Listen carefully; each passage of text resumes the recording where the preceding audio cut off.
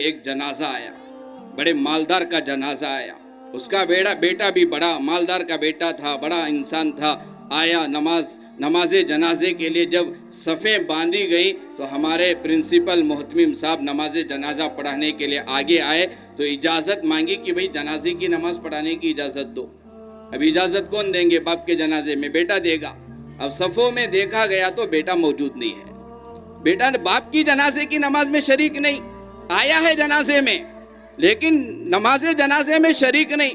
تو بہرحال نماز جنازہ پڑھی گئی، ختم ہو گئی۔ مدرسے کے بچوں کو تحقیق کرنے کی عادت ہوتی ہے، باہر کھڑا تھا بیٹا، جا کر پوچھا گیا بھئی تیرے ابا کا انتقال ہوا، جنازے کی نماز تجھے پڑھنی چاہیے تھی، تو نے جنازے کی نماز کیوں نہیں پڑھی؟ باپ کے جنازے کی نماز میں تو کیوں شریک نہیں ہوا؟ تو بیٹے نے کہا میرے پیر میں جو جوتے ہیں وہ 1500 روپے کے جوتے ہیں، اگر میں انہیں باہر چھوڑ کر اندر آ کر نماز پڑھوں کہیں میرے جوتے چوری نہ ہو جائیں۔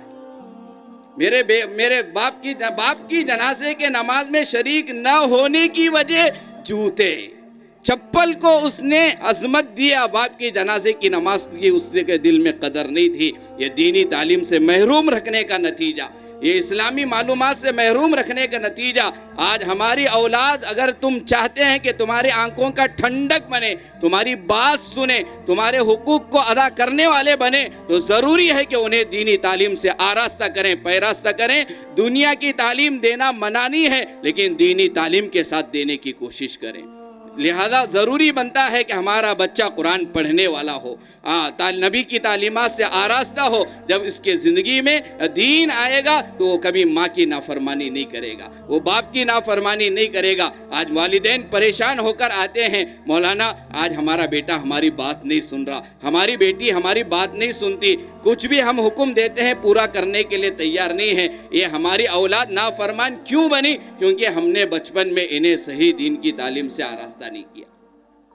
تو نیت کرو، ارادہ کرو، کچھ بھی ہو جائے میں دینی تعلیم سے ضرور آراستہ کریں گے انشاءاللہ۔ آج عظمت نہیں ہونے کی وجہ سے آج مکتب کی 100-150 روپے کی فیس دینا بھی ہمارے لیے مشکل ہو گیا۔ اسکول کی آپ فیس 20,000 30,000 دینے کے لیے تیار ہو جاتے ہیں۔ آٹو چلانے والوں کے بچے لائنس اسکول میں پڑھ رہے ہیں، بہت اچھی بات ہے، اور آگے بڑھائیں اور پڑھائیں، اپنے بچوں کو اور اچھی تعلیم دیں، ہمیں اس سے کوئی شکایت نہیں ہے۔ لیکن جو آٹو چلانے والا لائنس اسکول میں 20-25-30,000 روپے دے کر اپنے بچوں کو دنیاوی تعلیم دے سکتا ہے، وہی باپ مکتب میں آ کر ہم سے کہتا ہے مولانا 150 روپے فیس نہیں ہوتا، 100 روپے کرو۔